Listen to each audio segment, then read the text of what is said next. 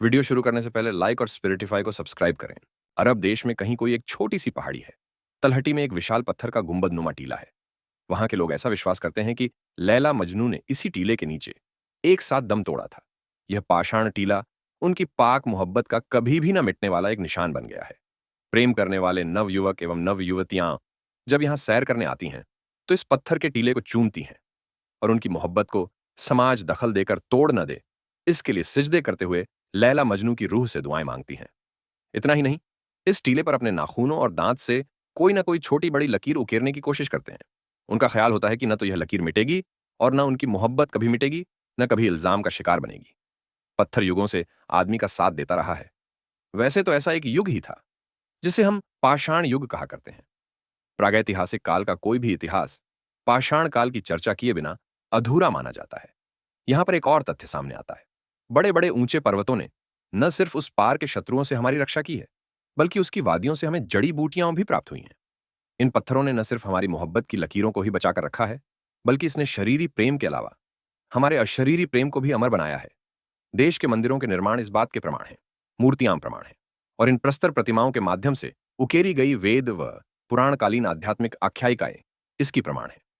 एलिफेंटा या भरहुत के मंदिर हों, सांची के मंदिर अथवा खजुराहो के, आप राजस्थान के प्राचीन मंदिरों को भी देखें तो इस तथ्य को सहज ही स्वीकार करेंगे कि इन स्टोन पेजेस पर देवताओं और उनकी लीलाओं को इस प्रकार उकेरा गया है कि इनकी सुरक्षा के लिए न तो किसी रासायनिक द्रव की आवश्यकता रही है और न खास प्रकार की अलमारियों से सजा सजाया खास प्रकार का हॉल अथवा कक्ष।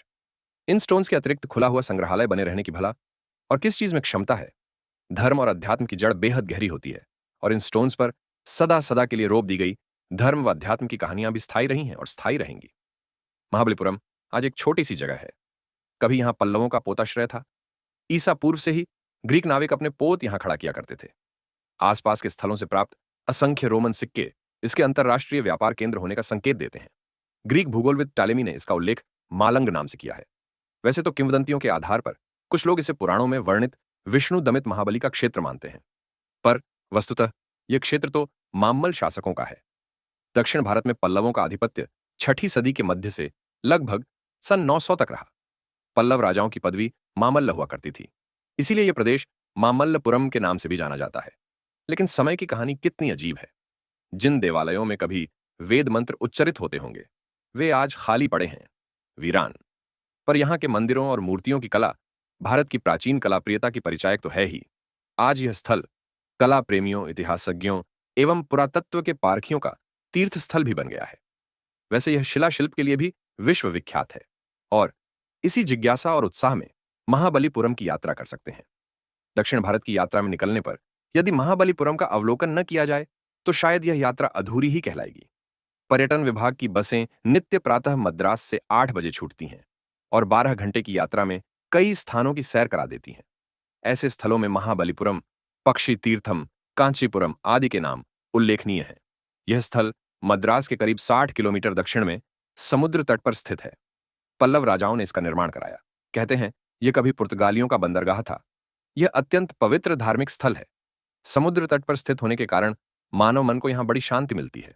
जब आप कई स्थलों का भ्रमण करके यहां पहुंचते हैं तो लगता है जैसे देवताओं और मंदिरों के देश में चले आए हैं। समुद्र तटीय अलौकिक छटा निहारने के अलावा प्रस्तर मूर्तियों में प्राण फूंकने वाले कलाकारों की कारीगरी देखते ही बनती है। दर्शक जैसे इन्हें देखते हुए आत्मविभोर सा हो जाता है। वह अपनी सुध बुध खो बैठता है।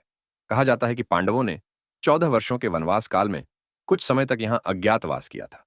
महाबलीपुरम में प्राप्त विशालकाय चट्टान राशि जो प्रतिमाओं का रूप पा चुकी है और जिसके निर्माण में शिल्पियों की दीर्घकालीन कठिन साधना लगी हुई है, भारत की एक दर्शनीय वस्तु है। दक्षिण भारत में जो प्राचीन प्रतिमाओं तथा बौद्ध प्रतिमाओं का केंद्र माना जाता है, वह महाबलीपुरम का विशाल शिव मंदिर आज भी अपने अलौकिक शिल्प सौंदर्य के लिए विख्यात है।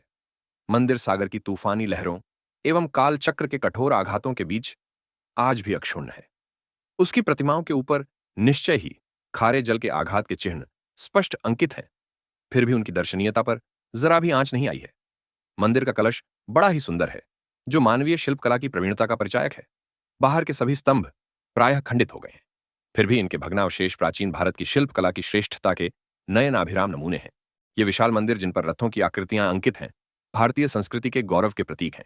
ये मंदिर प्रायः एक ही चट्टान को काटकर बनाए गए हैं। 5 पांडवों के नाम से यह जाना जाता है, यथा युधिष्ठिर, अर्जुन, भीम, नकुल और सहदेव। सबसे छोटा रथ द्रौपदी के नाम पर है। यह कलाकार की अद्भुत शिल्प कला का नमूना है। इनकी निर्माण शैली में वैविध्य के दर्शन होते हैं। किसी का आकार घोड़े की नाल की तरह है, तो किसी का छोटी लंबी नौकाओं की तरह। मंदिरों की दीवारों पर नायक नायिकाओं की अनेक श्रृंगारिक मुद्राएं अंकित की गई हैं। पास ही प्रकाश स्तंभ भी स्थित है, जो समुद्र यात्रियों का पथ प्रदर्शन करता है। यहां ऐसे मंदिरों का भी अभाव नहीं, जो ऊंचे ऊंचे पहाड़ों को काटकर गुफाओं के रूप में ढाल दिए गए हैं और जिनकी दीवारों पर अनेक देवी देवताओं के कलापूर्ण चित्र अंकित हैं। कृष्ण मंदिर के ऊपरी स्तंभ पर ब्रजवासियों की रक्षा के लिए गोवर्धन को अपनी कनिष्ठिका पर धारण किए हुए भगवान कृष्ण का चित्र अंकित है, जो बड़ा ही सुंदर लगता है। अन्य स्तंभों पर वाराह का मोहक चित्र अंकित है। इसी प्रकार दूसरे स्तंभों पर अंकित महिषासुरमर्दिनी की प्रस्तर मूर्ति शिल्प कला की दृष्टि से विस्मय विमुग्धकारी है। महाबलीपुरम के चित्रखंडों पर अंकित प्रतिमाएं या मूर्तियां बौद्ध शैली की हैं। इनमें गंगा अवतरण का दृश्यांकन एवं अनंत नाग पर सोए विष्णु विशेष रूप से सुंदर हैं। उन अंकित प्रतिमाओं को देखने से स्पष्ट होता है कि प्रत्येक प्राणी तपस्या में लीन है। तपस्या में लीन सपरिवार गजराज का दृश्य तो बड़ा ही मार्मिक है। शिशु हाथियों के चित्र सुंदर रूप से अंकित किए गए हैं। वैसे तो अजंता में भी हाथियों के सुंदर चित्र हैं, किंतु महाबलीपुरम की शिशु हस्ती मूर्तियां एक विशेष सौंदर्य से युक्त हैं। ऐसी मूर्तियां अन्यत्र दुर्लभ हैं। इसी प्रकार इन चट्टानों पर बंदरों की सौंदर्य युक्त प्रतिमाएं भी अद्वितीय हैं। समुद्र तटवर्ती शिवालय भी भारतीय वास्तुशिल्प का अनोखा उदाहरण है। उदयोन्मुख कला साधकों के लिए महाबलीपुरम इस दृष्टि से एक महत्वपूर्ण प्रेरणा स्थल है। महाबलीपुरम की सांस्कृतिक, धार्मिक और कलात्मक ऐतिहासिक संपदा का अनुभव आप यहां के तट मंदिर में बैठकर ही कर सकते हैं। भारत की उत्तरी हिस्से से जुड़े आख्यानों का चित्रण सुदूर दक्षिण के कलाकारों द्वारा होना इन देश की धार्मिक सांस्कृतिक एकता का ही तो प्रतीक है। कला की दिशा में भूगोल का प्राचीर नहीं होता, मात्र भावनाओं का उन्मेष होता है। यहाँ की शोभा और विशेषताओं को देखने के लिए केवल भारतवासी ही नहीं, विदेशी पर्यटक भी आया करते हैं।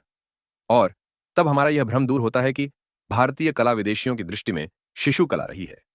यह हमारे स्वभाव का दुर्भाग्य रहा है कि हम अपनी कलाओं को व अपने कलाकारों का सम्मान करने में गर्व का अनुभव नहीं करते। हम भारतीयों ने इसी कारण अपनी हजारों कला स्मृतियां खो दी हैं। महाबलीपुरम के बारे में क्या कहना है आपका?